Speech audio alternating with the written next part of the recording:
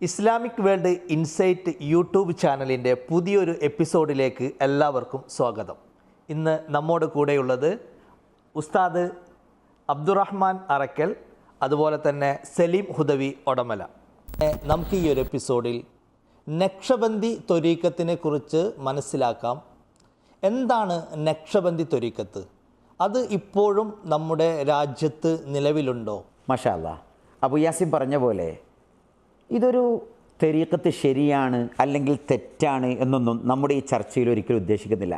ഇത് പ്രത്യേകിച്ച് പറയാൻ കാരണം കഴിഞ്ഞ തീജാനി ത്വരീഖത്തിൽ ഒരുപാട് കമൻറ്റ്, ഇതെന്താണോ യൂട്യൂബുകാരാണോ ഇതൊക്കെ തീരുമാനിക്കുക, അങ്ങനെയൊന്നുമില്ല.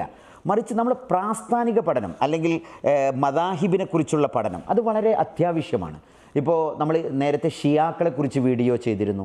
എന്താണ് ഷിയ? അതിപ്പോൾ ഷിയ ശരിയാണെന്നോ തെറ്റാണോ എന്നോ പറയാനല്ല, മറിച്ച് അതെന്താണെന്ന് പൊതുസമൂഹത്തിന് ബോധ്യപ്പെടുത്തുക എന്നത് ബാധ്യതയാണ്. ആ ഒരു കടമ നിർവഹിക്കൽ മാത്രമാണ് ഈ ഒരു ചർച്ചയിലൂടെ നാം ഉദ്ദേശിക്കുന്നത്. ഇന്ന് നമുക്ക് നക്ഷബന്ദി ത്വരീഖത്തിനെ കുറിച്ചാണ് പ്രത്യേകമായി പരാമർശിക്കാനുള്ളത്. ഹിജ്റ 718 ജനിച്ച് 791 വഫാത്തായ മഹാനായ അഷേഖ് മുഹമ്മദ് ബഹാഉദ്ദീൻ അൻ നക്ഷബന്ദി എന്ന മഹാനവറുകളിലേക്ക് ചേർത്തുകൊണ്ടാണ് ഈ ത്വരീഖത്ത് അറിയപ്പെടുന്നത്. അദ്ദേഹം വലിയ മഹാനാണ്. ഇമാം സുയൂത്തി റളിയല്ലാഹു അൻഹു അദ്ദേഹത്തെക്കുറിച്ച് പറയുന്നത് ഖുദ്വത്തുൽ ഔലിയ, ഔലിയാക്കളുടെ മാതൃകയാണ്, റോൾ മോഡലാണ് മഹാനായ അഷേഖ് ബഹാഉദ്ദീൻ അൻ നക്ഷബന്ദി തങ്ങൾ. മാത്രമല്ല ഖാജ ബഹാഉദ്ദീൻ അൻ നക്ഷബന്ദ് എന്നാണ് ഷറഹ് സുനനു ഇബ്നു മാജയുടെ ഷറഹിൽ മഹാനായ സുയൂത്തി തങ്ങൾ അവിടുത്തെ പേജ് നമ്പർ 239 പരാമർശിക്കുന്നത്. അപ്പോൾ ഈ തസവുഫിനെ കുറിച്ചുള്ള ചർച്ച എന്ന് പറഞ്ഞാൽ ചിലപ്പോൾ സാധാരണക്കാർക്ക് അത് ഉൾക്കൊള്ളാൻ പോലും പറ്റൂല. മറിച്ച് അതെന്താണെന്ന് പഠിക്കുക. ഇത് ശരിയാണ്, ഇത് തെറ്റാണെന്ന് ഒരിക്കലും നമ്മുടെ ചർച്ച കൊണ്ട് തീരുമാനിക്കാനേ പാടില്ല. നമുക്കറിയാം, ഇപ്പോൾ ഹല്ലാജ് എന്നതൊരു വലിയ മഹാൻ. ഇപ്പോൾ ഹല്ലാജിനെ കൊല്ലുന്ന അന്ന് ഞാനുണ്ടെങ്കിൽ എന്നൊക്കെ പറഞ്ഞ് നമുക്കറിയാം മഹാനായ അഷേഖ് മുഹിയുദ്ദീൻ അബ്ദുൽ ഖാദർ റളിയല്ലാഹു അൻഹു അദ്ദേഹത്തെ പുകഴ്ത്തുന്നു. പക്ഷേ മഹാനായ ഹല്ലാജ് തങ്ങൾ പാടിയതായി കാണാം, കഫർതു ബിദീനില്ലാഹി വൽ കുഫ്റു വാജിബു ലദയ്യ വഇൻദൽ മുസ്ലിമീന ഖബീഹു. എന്താ അതിൻ്റെ അർത്ഥം? ഞാൻ അള്ളാഹുവിൻ്റെ ദീന് കൊണ്ട് കാഫിറായിരിക്കുന്നു, വൽ കുഫ്റു വാജിബു, കാഫിറാവൽ നിർബന്ധമാണ്, ലദയ്യ എൻ്റെ അടുക്കൽ, വ ഇൻദൽ മുസ്ലിമീന ഖബീഹു, എന്നാൽ സാധാരണക്കാരായ മുസ്ലിങ്ങളുടെ അടുക്കൽ അത് വളരെ മോശപ്പെട്ട കാര്യമാണ്. പക്ഷേ ഇതിൻ്റെ അർത്ഥം എന്താണെന്ന് വ്യക്തമായി മനസ്സിലാക്കാൻ സാധാരണക്കാർക്ക് സാധിക്കുകയില്ല. അതിന് സാലിക്കാവണം, ത്വരീഖത്തിലേക്ക് കടക്കണം. അത് നമ്മൾ നേരത്തെ കഴിഞ്ഞൊരു ഭാഷയിൽ തന്നെ പറഞ്ഞു, വജ്ജിഹ് കലാമൽ ഖൗമി ഗൈറ മുഖത്തഇ എന്ന് വളരെ വ്യക്തമായി ഈ വിഷയത്തെക്കുറിച്ച് സൂചിപ്പിച്ചിരുന്നു. അത് പറയുക, പഠിപ്പിക്കുക. അപ്പോൾ നക്ഷബന്ദ് തങ്ങളുടെ കുറിച്ച് പറയുമ്പോൾ അതെന്താണ്, അവരെവിടെയാണ് ജനിച്ചത്, ഇത് മാത്രമാണ് നമ്മുടെ ചർച്ചാ വിഷയം. ഇപ്പോൾ തൻവീറുൽ ഖുലൂബിൽ മഹാനായ ഇമാം മുഹമ്മദ് അമീനുൽ ഖുർദി, നമ്മളെ ഹുദവി ഉസ്താദൊക്കെ അഖീദയിൽ ഓതിയ ഒരു കിതാബായിരിക്കും തൻവീറുൽ ഖുലൂബ്. അതിലെ തസവുഫിൻ്റെ ഭാഗത്ത് കാണാം, അന്നല്ലാഹ ഹുവല്ലദീ വളഅ ഇൽമത്ത് തസവുഫ്, ഇൽമുത്ത് തസവുഫ് എന്ന ആ തസവുഫിൻ്റെ ഇൽമിൻ്റെ ശാഖ അത് വെച്ചത് തന്നെ രാജാതിരാജനായ തമ്പുരാനാണെന്ന് മുഹമ്മദ് അമീനുൽ ഖുർദി തങ്ങൾ പറയുന്നതായി കാണാം. അപ്പോൾ തസവുഫ് എന്താണ്, അല്ലെങ്കിൽ ആത്മസംസ്കരണത്തിൻ്റെ ഇൽമ്, ആ ഒരു ഫന്ന്, അതുമായി ബന്ധമില്ലാത്തവർ അതുമായി തീരുമാനങ്ങൾ എടുക്കാനോ അല്ലെങ്കിൽ അതിലെ ശരിയോ തെറ്റോ തീരുമാനിക്കാൻ യാതൊരു അർഹതയുമില്ല. മറിച്ച് നമ്മൾ പറഞ്ഞു വരുന്നത് ചരിത്ര പഠനമാണ്. നമ്മുടെ വിഷയം തന്നെ പ്രാസ്ഥാനിക ചരിത്രം, മദ്ഹബിൻ്റെ ഉത്ഭവങ്ങൾ, എങ്ങനെയാണ് ത്വരീഖത്തുകൾ വന്നത്, ഓരോ ത്വരീഖത്ത്. ഇപ്പോൾ തീജാനി ത്വരീഖത്ത് ഷെയ്ഖ് അഹമ്മദ് തീജാനി റഹിമഹുല്ല, അദ്ദേഹത്തിൻ്റെ ആശയങ്ങൾ, അദ്ദേഹത്തിൻ്റെ ഇൽമിൻ്റെ ഗൗരവം, അദ്ദേഹം കാണാതെ പഠിച്ച മത്തിനുകൾ, ഷറഹുകൾ, ഇതെല്ലാം നമ്മൾ വിശദീകരിച്ചു. എന്നതുപോലെ ഈ ഒരു ചർച്ചയിൽ ഷെയ്ഖ് ബഹാഉദ്ദീൻ അൻ നക്ഷബന്ദി തങ്ങളെക്കുറിച്ചും ആ ത്വരീഖത്ത് വളരാനും വരാനും അത് ഉത്ഭവിക്കാനുമുള്ള പശ്ചാത്തലത്തെക്കുറിച്ചുമൊക്കെയാണ് ചർച്ച ചെയ്യുന്നത്. അള്ളാഹു അനുഗ്രഹിക്കട്ടെ. ഉസ്താദ്, ഈ പറഞ്ഞ നക്ഷബന്ദി ത്വരീഖത്തിനെ മറ്റു ഇതര ത്വരീഖത്തുകളിൽ നിന്നും വ്യതിരക്തമാക്കുന്ന കാര്യങ്ങൾ എന്താണ്? യഥാർത്ഥത്തിൽ ലോകത്തുള്ള എല്ലാ ത്വരീഖത്തും മഹാനായ അലി ഇബ്നു അബീ ത്വാലിബ് റളിയല്ലാഹു അൻഹുവിലൂടെ മഹാനായ റസൂലുള്ളാഹി സ്വല്ലല്ലാഹു അലൈഹി വസല്ലമ തങ്ങളിലേക്ക് സിൽസില അവകാശപ്പെടുന്ന ത്വരീഖത്താണ്. അന മദീനത്തുൽ ഇൽമി വ അലിയും ബാബുഹ. ഞാൻ ഒരു നോളേജ് സിറ്റിയാണ്, ഞാനൊരു ഇൽമിൻ്റെ പട്ടണമാണ്. ആ പട്ടണത്തിലേക്കുള്ള കവാടം അത് സയ്യിദുന അലി ഇബ്നു അബീ ത്വാലിബ് റളിയല്ലാഹു അൻഹു ആണെന്ന പ്രവാചകർ സല്ലല്ലാഹു അലൈഹി വസല്ലമ തങ്ങളുടെ അസ്റാറുകളും സിറുകളുമെല്ലാം ഉൾക്കൊണ്ടത് സയ്യിദുന അലി ഇബ്നു അബീ ത്വാലിബ് തങ്ങളായതുകൊണ്ട് തന്നെ നമ്മുടെ സിൽസിലകളൊക്കെ അങ്ങനെയാണ് എത്താറ്. എന്നാൽ നക്ഷബന്ദി ത്വരീഖത്ത് അങ്ങനെയല്ല. നക്ഷബന്ദി ത്വരീഖത്ത് ലോകത്ത് നിലവിലുള്ള ഏക ത്വരീഖത്ത് അഥവാ സയ്യിദുന അബൂബക്കറിന് സിദ്ദീഖ് സാനിയ സിനൈൻ ഇദ് ഹുമാ ഫിൽ ഗാർ എന്ന് പറഞ്ഞ് പരിശുദ്ധ ഖുർആൻ പരിചയപ്പെടുത്തുന്ന അസ്സിദ്ഖു ഫിൽ ഗാരി വസ്സിദ്ദീഖു ലം യരിമ വഹും യഖൂലുന മാ ബിൽ ഗാരി മിൻ അരിമി. അതുപോലെ കലം തറാ ഫിന്നാസി മിൻ റഫീഖി ഔലാ ബിഹിൽ ഫളു മിനസ് സിദ്ദീഖി സയ്യിദുന സിദ്ദീഖുൽ അക്ബർ റളിയല്ലാഹു അൻഹു. ആ മഹാനവറുകളിലൂടെ മഹാനായ റസൂലുള്ളാഹി സല്ലല്ലാഹു അലൈഹി വസല്ലമ തങ്ങളിലേക്ക് ബാബ് എത്തുന്ന അല്ലെങ്കിൽ സിൽസില എത്തുന്ന ഏക ത്വരീഖത്താണ് ഇത് നക്ഷബന്ദി ത്വരീഖത്ത്. ഇതാണ് ഇതിൻ്റെ ഒന്നാമത്തെ പ്രാധാന്യം. രണ്ടാമത്തെ ഇതിൻ്റെ ഏറ്റവും വലിയൊരു പ്രത്യേകത സ്വാമിത്തായ ദിക്ർ അല്ലെങ്കിൽ മനസ്സുകൊണ്ട് ദിക്ർ ചൊല്ലുക. അതിനേറ്റവും പലരും ഇപ്പോൾ നമ്മളറിയാം റുതൂബത്തുൽ ലിസാനി ബിൽ അദ്കാർ, നാവിനെ ഏത് സമയത്തും ദിക്റുകൾ കൊണ്ട് നനക്കുക എന്ന് നമ്മൾ ഹദീസിലും അതുപോലെ തസവൂഫിൻ്റെ ഭാഷയിലുമൊക്കെ പറയാറുണ്ട്. എന്നാൽ ഇവരുടെ ഭാഷയിൽ ദിക്ർ നാക്ക് കൊണ്ട് ചൊല്ലിയിട്ട് യാതൊരു പ്രതിഫലവുമില്ല. കാരണം മനസ്സിനെ അതുമായി ബന്ധിപ്പിക്കണം. അതുകൊണ്ട് തന്നെ മനസ്സുകൊണ്ടുള്ള അദ്കാർ അല്ലെങ്കിൽ അദ്ദിക്റു സ്വാമിത് എന്ന് അതിനെക്കുറിച്ച് ഇവരുടെ ഭാഷയിൽ പറയും. അത് ഇതിലെ ഏറ്റവും പ്രധാനപ്പെട്ട ഒരു ഹൈലൈറ്റാണ്. മാത്രമല്ല രണ്ടാമത്തെ ഇതിലൊരു 6 കാര്യങ്ങളാണ്. അതിൽ പ്രധാനപ്പെട്ട ഒന്ന് അറാബിത്ത, രണ്ടാമത് റബ്തുൽ ഖൽബി ബിശ്ശൈഖ്, ഷെയ്ഖുമായി സമ്പൂർണ്ണമായി ഹൃദയത്തെ ബന്ധിപ്പിക്കണം. ഏത് സമയത്തും ഷെയ്ഖ് ഭക്ഷിക്കുവാനും കല്യാണം കഴിക്കുവാനും എന്ത് ഒരു കാര്യങ്ങളിലേക്ക് പോവുകയാണെങ്കിലും ഷെയ്ഖുമായി റബ്ത്ത് ചെയ്തല്ലാതെ ആ കാര്യം ചെയ്താൽ തങ്ങൾ യഥാർത്ഥ ത്വരീഖത്തിൻ്റെ പാന്താവിലാവില്ല എന്ന് ഈ ത്വരീഖത്തുകാർ വിശ്വസിക്കുന്നു. മറ്റൊന്ന് അൽ മുറാഖബ, ഏത് സമയത്തും അള്ളാഹുവിൻ്റെയും അതോടൊപ്പം അത് ഷെയ്ഖ് മുഖാന്തരം ഷെയ്ഖിൻ്റെയുമുള്ള മുറാഖബ ഉണ്ടാകുമെന്ന് വിശ്വസിക്കലും ഇവരുടെ ത്വരീഖത്തിൻ്റെ ഒരു പാന്താവാണ്. അല്ലെങ്കിൽ ഇതര ത്വരീഖത്തിൽ നിന്നും ഈ ത്വരീഖത്തിനെ മാറ്റി നിർത്തുന്ന അല്ലെങ്കിൽ വ്യതിരിക്തമാക്കുന്ന ഒരു പ്രത്യേകതയാണ്. മറ്റൊന്ന് ദവാമു ത്വഹാറ, അഥവാ ഏത് സമയത്തും ശുദ്ധി ഉണ്ടാവണം. ഉളു ഇല്ലാത്ത അല്ലെങ്കിൽ വലിയ അശുദ്ധിക്കാരനായ ഒരു രംഗം കഴിയുന്നത്ര ഉണ്ടാവാൻ പാടില്ല. അതുകൊണ്ട് തന്നെ ദവാമു ത്വഹാറ ഇവരുടെ ത്വരീഖത്തിലെ ഇതര ത്വരീഖത്തിൽ നിന്നും മാറ്റി നിർത്തുന്ന വ്യത്യസ്തമാക്കുന്ന ഒരു പ്രധാനപ്പെട്ട കാര്യമാണ്. മറ്റൊന്ന് റബ്തത്തുൽ ഖബർ, ഖബറുമായി ബന്ധിപ്പിക്കുക. അഥവാ ഏത് സമയത്തും മരിക്കുമെന്ന ചിന്തയോടുകൂടെ ജീവിക്കുക. അതുകൊണ്ട് തന്നെ സ്വന്തം വീടിൻ്റെ മുമ്പിൽ ഖബർ കുഴിക്കുക ഇത്യാദി കാര്യങ്ങളൊക്കെ ചെയ്യാൻ ഈ ത്വരീഖത്തിലെ സൂഫി വര്യന്മാരും മശായിഖന്മാരും ഉപദേശിക്കുന്നു. ഇതൊരു നല്ല ത്വരീഖത്താണെന്ന് മാത്രമല്ല, ലോകത്ത് പല ത്വരീഖത്തുകൾക്കും ഷീഇ ആരോപണം വരും.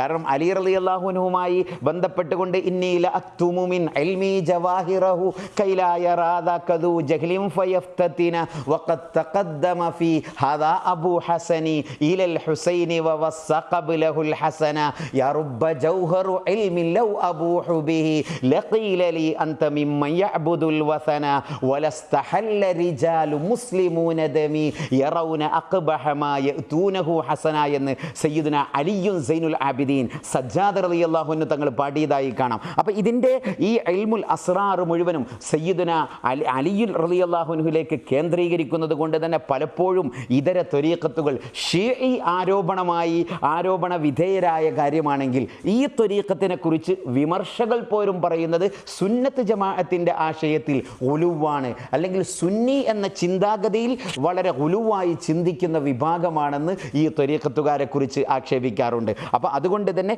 മറ്റു ത്വരീഖത്തിൽ നിന്നും ഇതിനെ വ്യത്യസ്തമാക്കുന്ന പ്രധാനമായ ഘടകങ്ങൾ ഇതാണ്. നമ്മൾ ഈ പറയപ്പെട്ട നക്ഷബന്ദി ത്വരീഖത്തിൻ്റെ തുടക്കം എങ്ങനെയാണ്? അതുപോലെ അശ്ശൈഖ് ബഹാഉദ്ദീൻ നക്ഷബന്ദിയാണല്ലോ ഇതിൻ്റെ തുടക്കം. അവരുടെ ഹ്രസ്വമായ ഒരു ചരിത്രം ഉസ്താദ് വിവരിച്ചു തരണം. നല്ല ഒരു ചോദ്യമാണ്, ജനങ്ങൾക്ക് അറിയാൻ ആഗ്രഹിക്കുന്ന ഒരു വിഷയമാണ്. യഥാർത്ഥത്തിൽ ഷെയ്ഖ് ബഹാഉദ്ദീൻ നക്ഷബന്ദി അല്ല ഈ ത്വരീഖത്തിൻ്റെ യഥാർത്ഥ ഉടമ.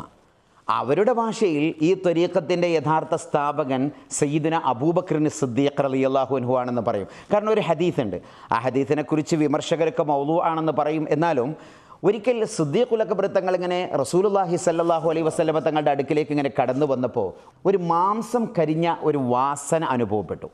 ആ സമയത്ത് അഷ്റഫുൽ ഖൽക്ക് സല്ലല്ലാഹു അലൈഹി വസല്ലമ തങ്ങളോട് തൽവിഷയകമായി ചോദിച്ചപ്പോൾ അവിടെ നിന്ന് നൽകപ്പെട്ട ഉത്തരം അത് മറ്റൊന്നുമല്ല, സയ്യിദുന അബൂബക്കറിന് സിദ്ദീഖ് റളിയല്ലാഹു അൻഹുവിൻ്റെ മനസ്സ് അള്ളാഹുവിൽ ലയിക്കുകയും അള്ളാഹുവിൽ ലയിച്ച് ആ ഒരു ലയിച്ചതിൻ്റെ പരമകാഷ്ഠയിലെത്തിയതിൻ്റെ പേരിലാണ് ആ ഒരു ഗന്ധം വരാനുള്ള കാരണം. അല്ലെങ്കിൽ കബിദു അബൂബക്കർ റളിയല്ലാഹു അൻഹുവിൻ്റെ ഖൽബ്, മനസ്സ് കരിഞ്ഞുകൊണ്ടുള്ള വാസനയാണെന്ന ഒരു ഹദീസ് ഇവർ ഇതിന് എടുക്കാറുണ്ട്.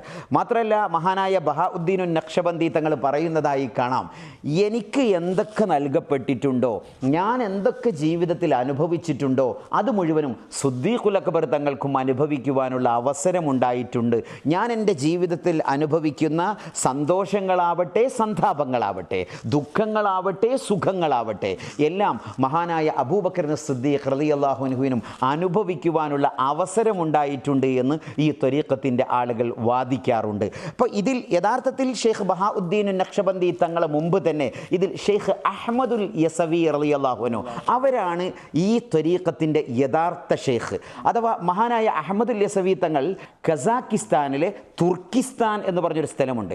അഥവാ സരയോ എന്ന സ്വർഗത്തിലെ നദികളെക്കുറിച്ച് നമുക്കറിയാമല്ലോ. സ്വർഗത്തിൽ ഇപ്പോൾ ലോകത്തെ ഏറ്റവും പ്രധാനപ്പെട്ട വെള്ളം ഏതാണെന്ന് ചോദിച്ചാൽ നമ്മൾ എന്താ പറയുക, അഫ്ളലുൽ മിയാഹി മാഉൻ ഖദ് നബ മിൻ ബൈനി ആസാബിർ റസൂലിൽ മുത്തബ വയലീഹി മാഉ സംസമിൻ സുമ്മൽ കൗസറു എന്നൊക്കെ പറഞ്ഞ് നമ്മൾ പറയാറുണ്ട് അല്ലേ. വയലീഹി വനൈലു മസ്ര അല്ലേ, ഈജിപ്തിലെ നൈൽ നദിയിലെ വെള്ളം, അതുപോലെ നൈൽ നദി, അതുപോലെ ഫുറാത്ത്, അതുപോലെ ടൈഗ്രീസ് നദി, യൂപ്രട്ടീസ് നദിയാവട്ടെ, ടൈഗ്രീസ് നദിയാവട്ടെ, ഈ നദികൾക്കൊക്കെ കൂടെ എണ്ണപ്പെട്ട നദിയാണ് ജയ്ഹൂൻ നദി. ജയ്ഹൂൻ നദി ഒഴുകുന്നത് എവിടെയാണ്? ഖുറാസാനിലാണ്, അഥവാ ഇപ്പോഴത്തെ അഫ്ഗാനിസ്ഥാനിലാണ്.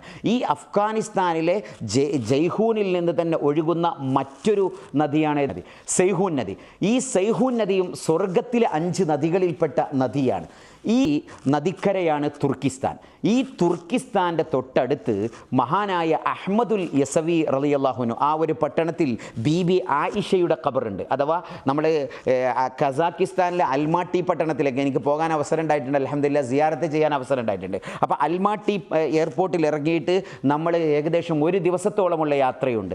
ആ യാത്ര നമ്മൾ തുർക്കിസ്ഥാൻ എന്ന് പറഞ്ഞ തുർക്കിസ്ഥാൻ എന്ന പേരിൽ അറിയപ്പെടുന്ന കസാക്കിസ്ഥാനിലെ ഈ പട്ടണത്തിലെത്തിയാൽ അവിടെ ബീബി ആയിഷ എന്ന പേരിൽ അറിയപ്പെട്ട ഒരു കവയത്രിയുണ്ട്, സൂഫി കവിയായിരുന്നു. അപ്പോൾ ആ കവയത്രിയുടെ ഖബറിൻ്റെ തൊട്ടടുത്ത് തന്നെ ഷെയ്ഖ് അഹ്മദുൽ യസവി റളിയല്ലാഹു അൻഹു അവരാണ് യഥാർത്ഥത്തിൽ ഈ ഒരു ത്വരീഖത്തിൻ്റെ സ്ഥാപകൻ. അദ്ദേഹം AD 1167 വഫാത്താകുന്നത്. ആദ്യം അദ്ദേഹം ഈ തുർക്കിസ്ഥാൻ കേന്ദ്രീകരിച്ചുകൊണ്ടും പിന്നീട് അനാലോലിലേക്ക് അഥവാ തുർക്കിയിലേക്കും അതുപോലെ ഇപ്പോഴത്തെ ഇസ്തംബൂളിലേക്കും അങ്കറയിലേക്കും ഇതര ഭാഗങ്ങളിലേക്കും ചെല്ലുകയും അദ്ദേഹത്തിൻ്റെതായ സൂഫി പാന്താവിലൂടെ അവിടുത്തെ അന്നത്തെ കാലത്തെ ഒട്ടോമൻ ഭരണാധികാരികളുമായി ബന്ധപ്പെട്ട് ജീവിക്കുകയും ചെയ്തു എന്ന് നമുക്ക് കാണാം.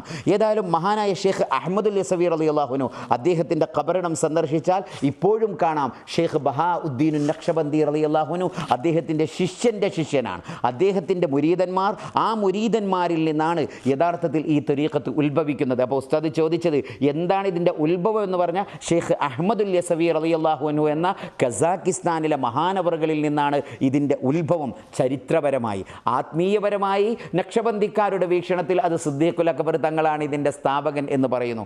ഏതായാലും ഷെയ്ഖ് അഹ്മദുൽ യസവിയുടെ ശിഷ്യരിൽ നിന്ന് അഥവാ ഷാഹ്, അതുപോലെ ഷെയ്ഖ് തായിം, ഷെയ്ഖ് ഖലീൽ ആത്ത എന്നീ തുടങ്ങിയ ശിഷ്യന്മാരിൽ നിന്നാണ് മഹാനായ യസവി തങ്ങളിൽ നിന്ന് ഈ ത്വരീഖത്ത് അദ്ദേഹം എടുക്കുന്നത്. മാവറ അന്നഹർ എന്ന് പറഞ്ഞ ഈ നഗരം നമുക്കറിയാലോ. മാവറ അന്നഹർ അഥവാ നെഹ്റിൻ്റെ യഥാർത്ഥ സ്വർഗീയ നദിക്കരയുടെ അപ്പുറത്തുള്ള രാജ്യങ്ങൾ, അവിടങ്ങളിലേക്ക് യഥാർത്ഥത്തിൽ നമുക്കറിയാം ഷെയ്ഖ് ഇമാം അൽ ബുഖാരി, മുഹമ്മദ് ബിൻ ഇസ്മായിൽ ബുഖാരി തങ്ങൾ അവരുടെ നാട് എവിടെയാണ്? ഉസ്ബെക്കിസ്ഥാനിലാണ്. ഉസ്ബെക്കിസ്ഥാനിലെ ബുഖാറയിലാണ്, റഷ്യൻ രാജ്യമായ ബുഖാറയിലാണ്. ആ ബുഖാറയ്ക്ക് തൊട്ടടുത്ത് നിന്ന് പിന്നീട് ഒരുപാട് ത്വരീഖത്തുകൾ ജനിച്ചിട്ടുണ്ട്. ആ ത്വരീഖത്തിൻ്റെ കൂട്ടത്തിൽ വളരെ പ്രധാനപ്പെട്ട ഒരു ത്വരീഖത്തായിരുന്നു ഷെയ്ഖ് അഹ്മദ് യസവി തങ്ങളുടെ ത്വരീഖത്ത്. എന്നാൽ മഹാനായ ഷെയ്ഖ് ബഹാഉദ്ദീൻ അന്നഖ്ശബന്ദി തങ്ങൾ അദ്ദേഹം ജനിച്ചത് ബുഖാറയിലാണ്. അദ്ദേഹം ബുഖാറയിലായിരുന്നു. അപ്പോൾ ബുഖാറയിൽ നിന്നുള്ള അദ്ദേഹത്തിൻ്റെ ത്വരീഖത്തിൻ്റെ യസവിയെ തേടിയുള്ള യാത്രകൾ, ആ യാത്രകളിലൂടെ ജനിച്ച വലിയ ഒരു പാന്താവും അദ്ദേഹത്തിൻ്റെ പ്രധാനമായ ഒരു തജ്ദീദോടെയും തഅ്സീസോടെയും സ്ഥാപിക്കപ്പെട്ട ഒരു ത്വരീഖത്താണ് നഖ്ശബന്ദി ത്വരീഖത്തെന്ന് നമുക്ക് മനസ്സിലാക്കാൻ സാധിക്കും. അതുപോലെ ഈ പറയപ്പെട്ട ഈ ത്വരീഖത്തിൻ്റെ ഇപ്പോഴത്തെ അവസ്ഥ എങ്ങനെയാണ്? അതിൻ്റെ വ്യാപ്തി എത്രയാണ്? അതിൻ്റെ ഫോളോവേഴ്സ് എത്രയാണ്?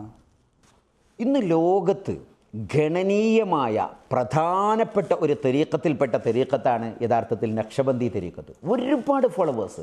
അത് ദാഗിസ്ഥാനിലാവട്ടെ, ചൈനയിലാവട്ടെ, ചൈനയിലെ പല പല പ്രധാനപ്പെട്ട മക്കാമുകളും നഖ്ശബന്ദി ത്വരീഖത്തിൻ്റെ അടിസ്ഥാന, ഉസ്ബെക്കിസ്ഥാനിലാവട്ടെ, കസാക്കിസ്ഥാനിലാവട്ടെ, കിർഗിസ്ഥാനിലാവട്ടെ, അസർബൈജാനിലാവട്ടെ, മാത്രമല്ല അറാട്ടോയൻ നദിയുടെയും അതുപോലെ അർത്താൽ കടലിൻ്റെയും ഒക്കെ പരിസരത്ത് കസ്വീൻ കടലിനക്കരെയുള്ള ദാഗിസ്ഥാൻ, ഷീഷാൻ, അസർബൈജാൻ തുടങ്ങിയ എല്ലാ രാജ്യങ്ങളിലും ഈ ത്വരീഖത്ത് വ്യാപകമായി കിടക്കുന്നു. പ്രത്യേകിച്ച് യൂറോപ്യൻ നാടുകളിൽ, അതുപോലെ ഇന്ത്യയിലെ ഡൽഹി, ബോംബെ ഭാഗങ്ങളിലൊക്കെ ധാരാളം ഫോളോവേഴ്സുള്ള വലിയ ഒരു ത്വരീഖത്താണ് യഥാർത്ഥത്തിൽ നഖ്ശബന്ദി ത്വരീഖത്ത്.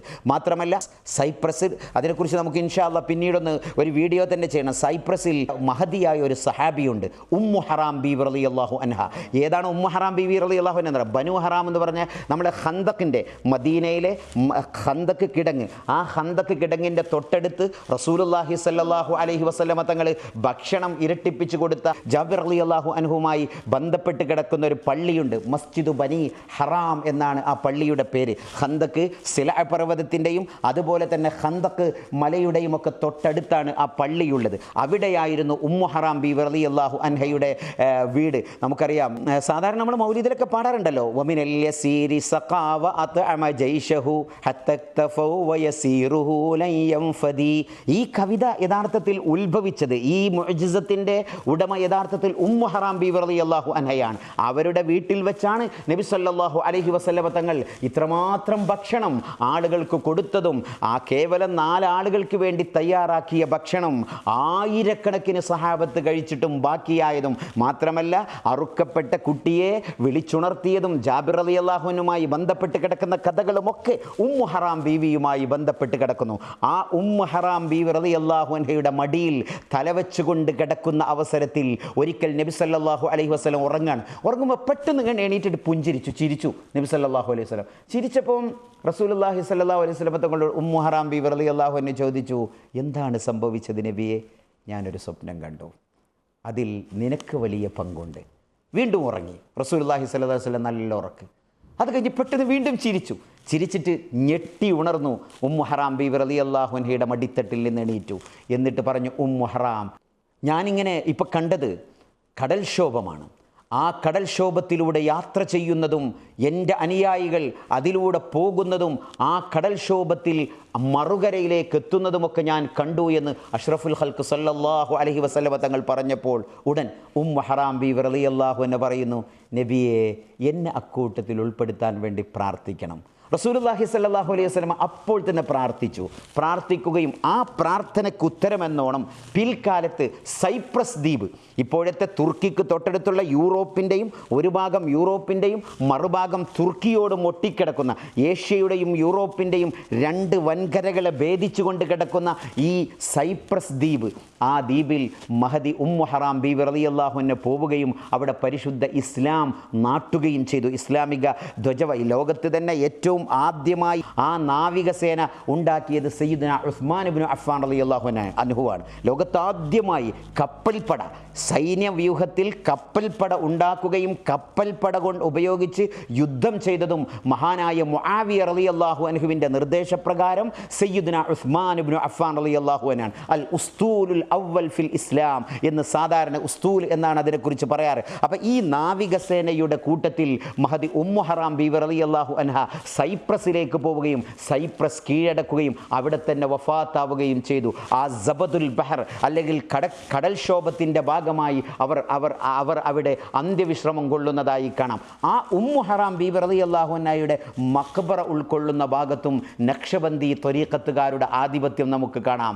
മാത്രമല്ല അൽബേനിയ അർമേനിയയിലാവട്ടെ, ഷീഷാനിലാവട്ടെ, അസർബൈജാനിലാവട്ടെ, ചെച്നിയയിലാവട്ടെ, ഇങ്ങനെയുള്ള റഷ്യൻ നാടുകളിലൊക്കെ ഈ ത്വരീഖത്തിൻ്റെ വലിയ സ്വാധീന വലയം തന്നെ നമുക്ക് കാണാനും ദർശിക്കാനും സാധിക്കുന്നു. അപ്പോൾ ചുരുക്കി പറഞ്ഞാൽ ഇന്നും യൂറോപ്പിൻ്റെ പല ഭാഗങ്ങളിലും പരിശുദ്ധ ഇസ്ലാമിനെ പിടിച്ചു നിർത്തുന്നത് പോലും നക്ഷബന്ദി ത്വരീഖത്തിൻ്റെ മഹാരഥന്മാരായ സാത്വികരായ പണ്ഡിതന്മാരാണെന്ന് നമുക്ക് വിലയിരുത്താവുന്നതാണ്. മാത്രമല്ല ഈ വിഭാഗത്തിനും ഏറ്റവും വലിയ പ്രത്യേകത, കഴിഞ്ഞ ദിവസം നമ്മൾ തീജാനി ത്വരീഖത്തിനെ കുറിച്ച് പരാമർശിച്ചപ്പോൾ പറഞ്ഞ പോലെ ഇതിൻ്റെ ഈ ത്വരീഖത്തിൻ്റെ ഏറ്റവും വലിയൊരു പ്രാധാന്യം എന്താണെന്ന് പറഞ്ഞാൽ, ഇപ്പോൾ തീജാനി ത്വരീഖത്തുകാർ ആഫ്രിക്കയിൽ അവർ വൈദേശികാധിപത്യത്തിനെതിരെ സമരനായകരായി രംഗത്ത് വന്നു എന്ന് കാണാം. എന്നതുപോലെ ഈ ത്വരീഖത്തുകാർ ബുദ്ധന്മാർ, ബുദ്ധമതസ്ഥരിലെ തീവ്രവാദികൾ ഒരു കാലത്ത് പരിശുദ്ധ ഇസ്ലാമിൻ്റെ ശത്രുക്കളായി വന്നപ്പോൾ അവരോട് സായുധ വിപ്ലവവുമായി നേരിട്ടതും വളരെ സമാധാനകാംക്ഷികളായി പരിശുദ്ധ ഇസ്ലാമിൻ്റെ ഷാദ്വല തീരത്ത് സമൂഹത്തെ അടിയുറപ്പിച്ച് നിർത്തുന്നതിലും നക്ഷബന്ദി ത്വരീഖത്തുകാർക്ക് വളരെ വലിയ പ്രാധാന്യമുണ്ടെന്ന് നമുക്ക് പഠിക്കാൻ സാധിക്കുന്നു. അപ്പോൾ ഏതൊരു ത്വരീഖത്തിലേക്കും നമ്മൾ അടുത്തടുത്ത് ചെല്ലുമ്പോൾ അതിനൊരുപാട് മഹത്വങ്ങളുണ്ടാകും. പക്ഷേ പലപ്പോഴും എല്ലാത്തിനും എന്ന പോലെ ഏത് ഒറിജിനലും വ്യാജനുണ്ടാകുമെന്ന് പറഞ്ഞ പോലെ ഈ വിഷയത്തിലും പല വ്യാജന്മാരും ഉണ്ടാകാം. പക്ഷേ ഈ വിഷയത്തിൽ മഹാനായ നക്ഷബന്ദി തങ്ങളെ പേര് പോലും ഒരു അത്ഭുതമാണ്. കാരണം നക്ഷബന്ദി എന്നൊരു പദത്തിൻ്റെ അർത്ഥം എന്താ? നക്ഷ് എന്ന് പറഞ്ഞാൽ എന്താണ്? ചിത്രം അല്ലേ? സാധാരണഗതിയിൽ ചിത്രത്തിനാണ്. നക്ഷ് എന്ന് പറഞ്ഞാൽ ഹൃദയത്തിൽ അള്ളാഹുവിൻ്റെ ചിത്രം അല്ലെങ്കിൽ അള്ളാഹുവിൻ്റെ ദിക്റിൻ്റെ ചിത്രം കൊത്തിയിടപ്പെട്ട മഹാനാണ് അഷ്ഷെയ്ഖ് ബഹാഉദ്ദീൻ റളിയല്ലാഹു അൻഹു. മാത്രമല്ല ബന്ദി എന്ന് പറഞ്ഞാൽ ബന്ദ് കർണ, ബാന്തിന എന്നൊക്കെ പറഞ്ഞാൽ നമ്മൾ ഉറുദുവിൽ കെട്ടുക എന്നാണ്, ഹബിൽ എന്ന അർത്ഥത്തിലാണ്. അപ്പം നക്ഷ് ബന്ദി അഥവാ അള്ളാഹുവിൻ്റെ ചിത്രം അല്ലെങ്കിൽ അള്ളാഹുവിൻ്റെ സ്മരണ, അത് മനസ്സിൻ്റെ ഉള്ളിൽ കെട്ടിയിടപ്പെട്ടയാൾ എന്ന നിലക്കാണ് ഷെയ്ഖ് ബഹാഉദ്ദീൻ തങ്ങളെ നക്ഷബന്ദി എന്ന പേരിലേക്ക് പോലും ചേർക്കപ്പെട്ടത് എന്ന് കാണാം.